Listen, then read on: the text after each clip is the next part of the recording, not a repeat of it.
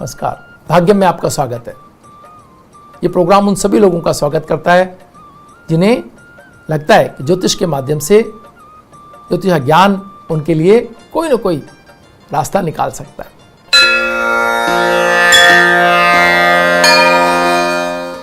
1 मई का आज दिन है। 2020 ईस्वी संवत चल रहा है। वैशाख मास चल रहा है। शुक्ल पक्ष है। तिथि अष्टमी है। वार शुक्रवार है। विक्रम संवत 2077 है और प्रमादी नाम का संवत्सर चल रहा है। शक संवत 1942 है। सूर्य उत्तरायण में है। ग्रीष्म ऋतु चल रही है। मुस्लिम तारीख 7 है। रमजान माह चल रहा है। हिजरी सन 1441 है। तिथि अष्टमी है। दिन में 1:27 तक। उसके उपरांत नवमी तिथि आरंभ हो जाएगी। नक्षत्र अश्लेषा रात्रि में 1:05 तक। उसके उपरांत मघा नक्षत्र आरंभ हो जाएगा। योग गण दिन में 5:58 तक। उसके उपरांत वृद्धि योग आरंभ हो जाएगा। करण भव दिन में 1:27 तक। उसके बाद बालव करण आरंभ हो जाएगा। सूर्योदय जयपुर में 5:52 तक और सूर्यास्त 6:55 तक जयपुर में होने वाला है। ग्रहों का गोचर भ्रमण की बात करें तो सूर्य आज मेष राशि के अंदर है। मंगल मकर राशि के अंदर है। बुध भी मेष राशि के अंदर है। बृहस्पति भी मकर राशि में है। शुक्र वृष राशि में है। शनि मकर राशि में है। राहु मिथुन राशि में, केतु धनु राशि में, चंद्रमा सिंह राशि में प्रवेश कर रहे हैं रात्रि में 1:05 पर। ग्रहयोग की बात करें तो गणमूल संपूर्ण दिन रात और रवि योग रात्रि में 1:05 से आरंभ होगा। व्रत त्योहार या प्रमुख दिनों की बात करें तो दुर्गाष्टमी आज है। देवी बगलामुखी जयंती आज है। विश्व मजदूर दिवस आज है और जानकी नवमी मतानुसार आज है।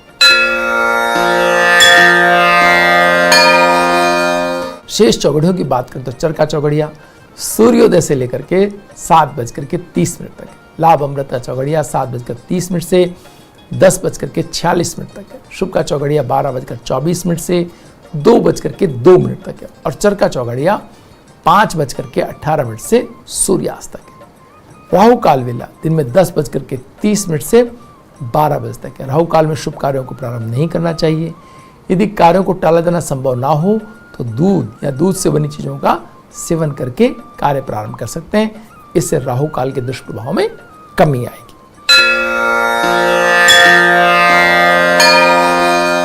आज के दिन के मूड की अगर हम बात करते हैं तो आज सूर्य और बुध मेष राशि के अंदर, शुक्र अपनी स्वराशि के अंदर है।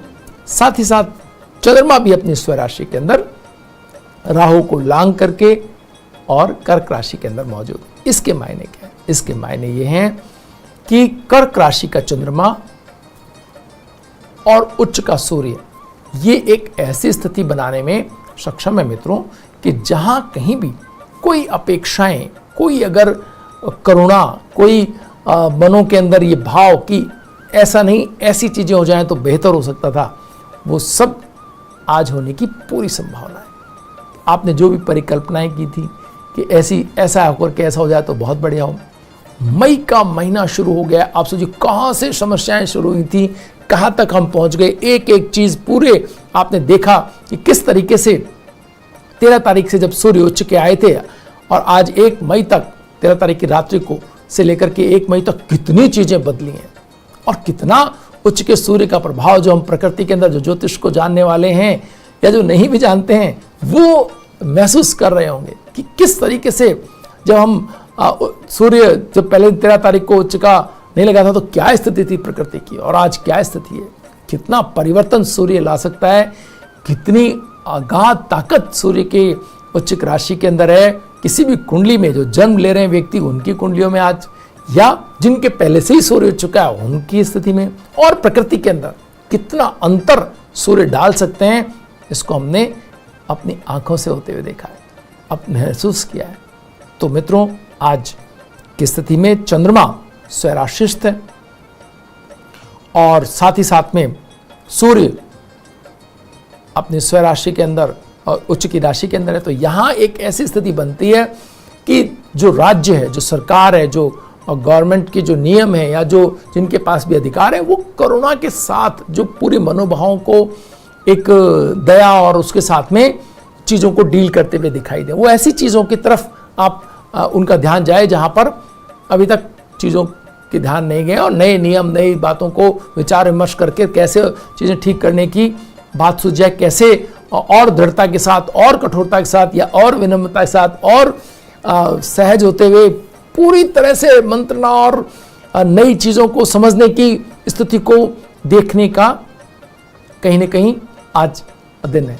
नए दृष्टिकोण से, नई आई, सेकंड आई से आप चीज़ों को देखेंगे। एक आंख पहले से एक दृष्टि से देख रहे थे, अब आपकी दृष्टि बदल जाएगी और आप नई तरीके से आज से चीज़ों को देखना चाहेंगे। आप चाहेंगे कि जो यहाँ वृष में जब चंद्रमा आया था, वहाँ से उच्च के चंद्रमा से लेकर के अब तक की स्थितियाँ जो बदल रही हैं, एक दिन हर दिन नई चीज़ें आपके सामने आती चली जाएंगी और चीज़ों के प्रभाव अलग तरीके से, जो लोग नियमों को मानेंगे वो अलग श्रेणी में रखे जाएंगे, जो नहीं मानेंगे वो अलग श्रेणी में रखे जाएंगे। और क्या आप प्रकृति के अंदर एक संघर्ष देखेंगे जिसका तुलना करना मुश्किल है। देखेंगे कि किस तरीके से एक भयंकर संघर्ष में विजय गाथा लिखने की ओर मानव जाति आगे बढ़ रही है। तो मानव संघर्ष की एक नई गाथा जो है वो आज 4 दिन पहले से शुरू हो गई है यूँ तो, लेकिन आज से ये और संवेदनशील तरीके से, अगर कहीं कोई इसमें आप देखते हो कि भाई कुछ कठोरता थी, तो और संवेदनशील तरीके से नियमों में बदलाव को आप साक्षी होंगे। आज विचार किया जाएगा। हर कोई व्यक्ति अपने घर परिवार में भी आप सोच सकते हैं कि अगर कोई व्यक्ति अपनी कोई बात कह रहा है तो आप सहानुभूति पूर्वक बड़े उसे सुनेंगे। छोटे अपनी बात कहने के लिए जब आएंगे तो उनकी बातों को एक अच्छा वो मिलेगा। अपनी बात कहने में वो सकुचा भी रहेंगे तो भी उन्हें सहज तरीके से कह करके। और एक बहुत खास आज बात का ख्याल रखने की आवश्यकता है कि आज सभी लोग कहीं ना कहीं अपने मनों के अंदर एक बहुत ही कोमलता तो जरूर आपको दिखाई देगी। आप हर व्यक्ति के मन, और कहीं और कोई व्यक्ति ज़्यादा भावुक हो रहा है परिवार में या बाहर, तो आप देखेंगे उसको बहुत जल्दी हेल्पिंग हैंड्स मिलेंगे। लोग उनकी मदद के लिए बहुत जल्दी से आएंगे। अगर आप कोई टेक्नोलॉजी की मदद से या किसी भी अन्य माध्यम से आप अपनी बात कहते हैं और आपको आवश्यकता है सहायता की, आप देखेंगे आपकी बात खत्म होने से पहले ही या जिसके पास सबसे पहले आपकी आवाज़ आएगी वही आपकी सहायता को तत्पर होता हुआ दिखाई देगा। तो आज आप देखेंगे सबकी करुणा का स्तर ऊंचा रहेगा, चीज़ों के भाव बदले हुए होंगे। और जो लोग नियमों, क्योंकि शुक्र जो शनि और बृहस्पति वो साथ है, मंगल के साथ है, तो अगर नियमों की जो पालना नहीं कर रहे हैं उनके ऊपर बहुत ज़्यादा शक्ति हो सकती है। मंगल वहाँ बैठे हुए एक कल्पनीय शक्ति दर्शा सकते हैं। चंद्रमा का बृहस्पति दृष्टि संबंध कहीं ना कहीं आय को भी दर्शा रहा है कि नए रास्ते आय के खुलते हुए दिखाई देंगे। टेक्नोलॉजी पे बेस्ड जो भी काम होंगे वो धन कमाएंगे, उन्हें बहुत उच्चता प्राप्त होती चली जाएगी। तो जो युवा हैं, जो अब आप देखेंगे कि कमान 18 से 26 साल के युवा जबरदस्त तरीके से अपनी योजनाओं के साथ आपके सामने आएंगे। पुरानी सारी जो स्थितियां उनको अलग रखते हुए नए सोच के साथ नई चीज़ें, टेक्नोलॉजी पर आधारित नए कामों को आप होते हुए देखेंगे। तो ये बहुत महत्वपूर्ण समय है। इसका जितना आप बेहतर तरीके से काम में लेंगे उतना ही अपनी आर्थिक स्थिति को आप मजबूत कर पाएंगे। अब तो चला एक छोटे से ब्रेक के बाद फिर हाजिर होंगे। बने रहिए भाग्य में। ब्रेक के बाद एक बार फिर आपका स्वागत है। आइए अब बात करते हैं स्वास्थ्य मंत्र में आज की औषधि की। आज की औषधि है धनिया। धनिया कोई औषधि नहीं है एक तरह से देखा जाए तो, क्योंकि भारतीय किचन में बहुत ही सर्वसुलभ एक चीज़ है, एक मसाला है। लेकिन ये कितना स्वास्थ्य के लिए बेहतर हो सकता है, आइए इस बात पर चर्चा करते हैं। धनिया भारतीय मसालों का एक सुगंधित मसाला है जो कि हर भारतीय रसोई में सामान्यतया पाया जाता है।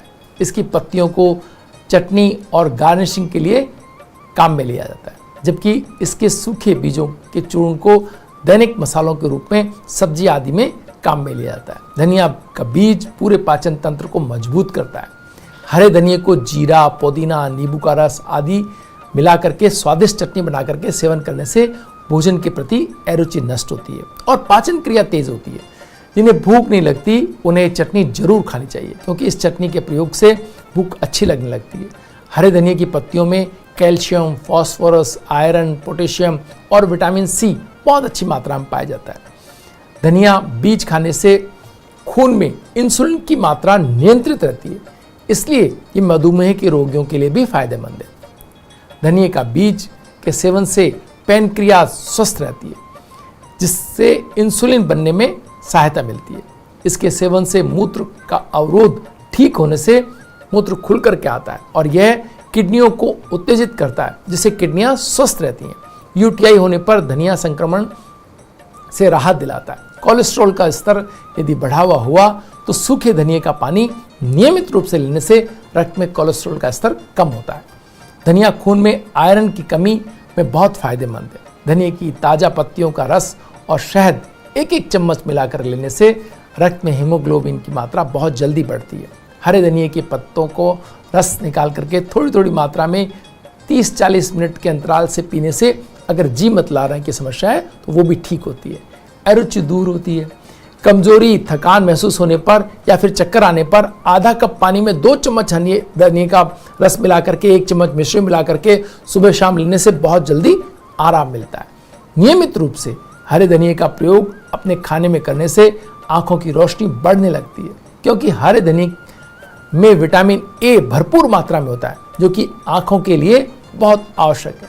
रोज धनिया का पानी पीने से मुंह और सांस की बदबू की समस्या दूर हो जाती है। तो देखा आपने, धनिया जो हम सब्जी के अंदर एक तरह से हर सब्जी विक्रेता सब्जी के अंदर थोड़ा अपने को एक कॉम्प्लीमेंट्री दे देता है, वो कितना महत्वपूर्ण घटक है, कितनी महत्वपूर्ण औषधि हो सकती है। तो जब कभी भी आप धनिया बाजार से लेके आएँ तो उसकी ताज़ा पत्तियों को बहुत उसको संभाल के काम में लें, उनकी पौष्टिकता नष्ट ना हो, इस तरह से उनको आप फ्रिज में रखें और अगर संभव हो तो ताज़ा ताज़ा चटनी बना करके उसको खाएं। आप देखेंगे आपकी रोग प्रतिरोधक क्षमता बढ़ेगी, साथ साथ ही आपके अंदर अगर किसी प्रकार की कोई घटक की कमी है तो वो भी पूरी होगी।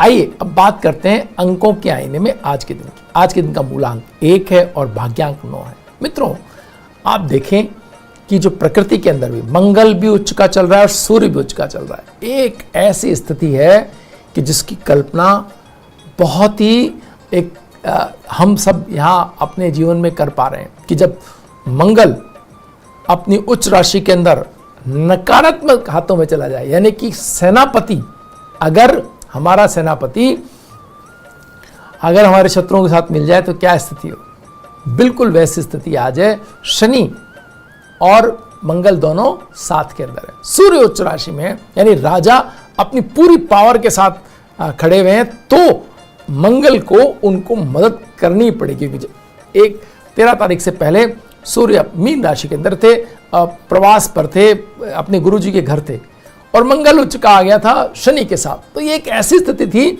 जहां मन बहुत ही समझ नहीं पा रहा था करना क्या है। लेकिन 13 तारीख से स्थिति बदली है, चीजें बदल करके हर एक दिन आप देख रहे हैं कैसे चीजें साफ होती जा रही हैं, धीरे धीरे संघर्ष बढ़ते जा रहा है और हम सामान्य स्थिति पाने के लिए संघर्ष कर रहे हैं लगातार।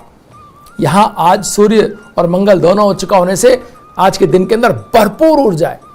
आप जो भी कोई अगर पेंडिंग काम है परिवार के अंदर, उनको कामों को करने के लिए आप निकल सकते हैं। आज मनों के अंदर जो लोग संघर्ष कर रहे हैं, बाहर निकल चुके हैं, जिनको इजाज़त है बाहर निकलने की, जो कार्य कर रहे हैं, उन लोगों के सभी के लिए कम से कम साधनों में भी कैसे वो चीज़ें आगे अपनी मेंटेन रख सकते हैं, इसके लिए उनके मनों के अंदर कहीं कोई उत्साह की कमी नहीं है। साथ ही साथ ये एक ऐसी स्थिति भी है कि जहां आपके अंदर भी एक सकारात्मकता बहुत चरम पर हो सकती है, लेकिन अति उत्साह में कोई कदम लोग ना ऐसा उठा ले जो परेशानी आ जाए। क्योंकि मंगल और सूर्य दोनों जब उच्च के अंदर हो और दिन के अंदर भी अंकों के उसमें भी आईने में भी ये दोनों साथ आ रहे हो, तो हमें इस बात से बचना चाहिए, चाहे परिवार में किसी को व्यवहार करते समय या बाहर अगर आपके ऊपर कोई जिम्मेदारी है तो उस व्यवहार करते समय अपने सबऑर्डिनेट्स या अपने जो सुपीरियर्स हैं उनसे बातचीत करने के दौरान कोई ऐसी स्थिति ना आ जाए जो आप बहुत प्रमुखता से आप उसमें अपनी ऊर्जा ज़्यादा दे दें और ये समस्या का कारण बन जाए। तो न अति उत्साह दिखाना है और न अपने व्यवहार के अंदर कोई ऐसी चीज़ लानी है जो दूसरों के लिए संकटकारी हो जाए। तो बहुत समझदारी से अपने कार्यों को करते हुए, उस ऊर्जा का सकारात्मक उपयोग करते हुए अपने दिन का आज इस सकारात्मक ऊर्जा को उपयोग में लाना है। वक्त तो चला एक छोटे से ब्रेक का। ब्रेक के बाद फिर हाजिर होते हैं। बने रहिए भाग्य में।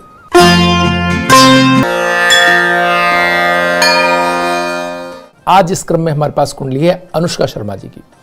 अनुष्का शर्मा एक भारतीय फिल्म अभिनेत्री हैं, निर्माता और मॉडल हैं। इनका जन्म आज ही के दिन 1 मई 1988 को हुआ।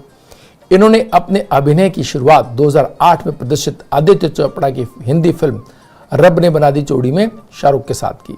इनके बाद 2010 में उन्होंने रणवीर सिंह के साथ फिल्म बैंड बाजा बारात में काम किया। दोनों ही फिल्मों में अनुष्का को फिल्म फेयर पुरस्कारों से सर्वश्रेष्ठ अभिनेत्री का नामांकन मिला।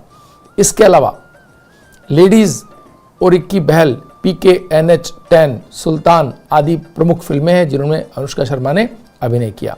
11 दिसंबर 2017 को प्रसिद्ध क्रिकेट खिलाड़ी विराट कोहली के साथ विवाह किया। आइए इनके उपलब्ध जन्म कुंडली के माध्यम से इनके व्यक्तित्व की विशेषताओं को समझने का प्रयास करते हैं। सबसे महत्वपूर्ण बात जो इनकी कुंडली के अंदर दिखाई देती है मित्रों, वो है कर्क लग्न की कुंडली और लग्नेश चंद्रमा का तुला राशि में चतुर्थ स्थान के अंदर होना। इसके मायने क्या है? इसके मायने ये है कि पब्लिक डोमेन के अंदर चंद्रमा जब होते हैं तो बहुत सारे लोगों की निगाह उस व्यक्ति पर होती है।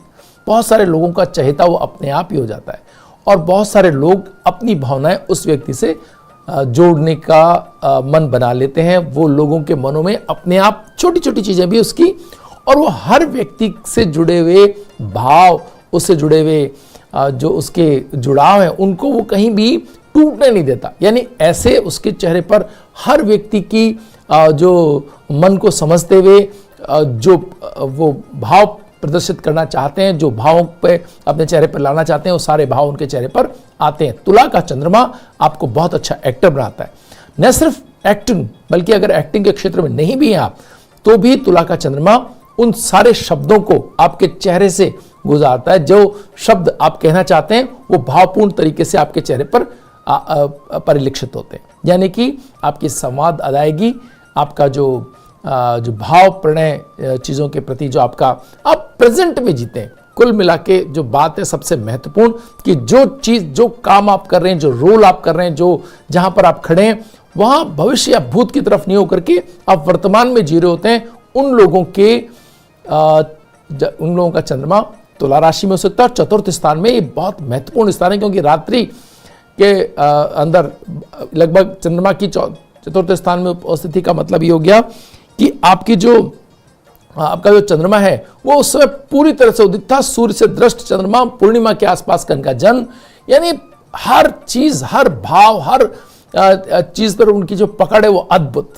आप देखते हैं कि कोई भी रोल उनको दिया जाए, उस रोल के अंदर लगता है कि उनसे बेहतर कोई उसको कर ही नहीं सकता। हर रोल के अंदर वो फिट होकर के ऊंचाई जो अभिनय की है वो हमने उनके जीवन के अंदर देखी। ये तुला का चंद्रमा उनको सहज ही दे गया। लोगों में जो उनकी ऊंचाई है, जो उनकी कीर्ति है, जो उनके लोगों से उनका जुड़ाव है, आप देखेंगे कि यहाँ इनका बुध जो कीर्ति स्थान का स्वामी है वो उच्च के सूर्य के साथ बैठा है। यानी कि उच्च के सूर्य के साथ बैठे होने का अर्थ है कि इनके जो कार्य हैं, इनके जो निर्णय हैं, इनकी जो दृढ़ता है, इनके जो साहस है, उच्च का सूर्य 10वें स्थान में जैसा व्यक्ति को दीप्यमान एक आभा देता है, एक दीप्यमान, एक उनके अंदर ऊर्जा का ऐसा स्रोत जो कभी खत्म ना हो सके। अगर ये कलाकार नहीं होती तो ये एक बहुत अच्छी खिलाड़ी होती। आप देखिए इन्होंने ये एक अपना जो संकल्प है, अपने आप को स्पोर्ट्समैन, फिटनेस देखिए आप इनको कि हमेशा अपने आप को फिट रखने की जो इनकी इच्छा शक्ति है वो किस दर्जे की हो सकती है, वो इस बात से आप महसूस कर सकते हैं कि मंगल जो 7वें स्थान में इनकी कुंडली के अंदर उच्च का है। यानी कि 7वां स्थान जीवन साथी का स्थान होता है और वहां मंगल उच्च का मतलब कि आपने अपने जीवन साथी के रूप में एक ऐसा व्यक्ति चुना जो व्यक्ति खेल की दुनिया के अंदर इतना ऊंचा सितारा है।